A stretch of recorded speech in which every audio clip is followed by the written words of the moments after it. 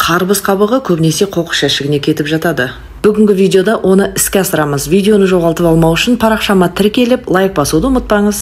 Қарбызымызды жеп болсақ, ішін әдемілеп тазалап, ішіндегі шырынын құйып алсаңыздар болады. Цукаты, яғни кептірілген жеміс түрін жасайтын боламыз. Ол үшін қарбызымызды видеода көрсетілгендей үлкен бөліктерге бір бөліп алып, сыртқы көк қабығынан тазартатын боламыз. Жалпы қарбыз қабығынан тосап та жасауға болады, және әдістері өте көп. Алдағы уақытта бөлісетін боламын. Әзірге үлкен қып кесіп алған бөліктерді бір өлшеп аламыз, және оларды жіңішкелеп кесіп шығатын боламыз. Пышақпен кессеңіз де болады, бар болса мынандай әдемі кескішпен де кесіңіз. Бір порцияға қанша кететін құрамын видеоның соңында жазып өтетін боламын. Мендегі жарты қарбыздан 1,5 порция шықты. Қазанымызға қарбызымызды, шекерімізді және суымызды құйып 2,5 сағат қайнататын боламыз. Мен үшін 2,5 сағат, сіздер үшін 1 секунд. Міне дайын болған қарбызымызды 2,5 күннің астында кептіреміз. Міне дәл осындай болып шығады.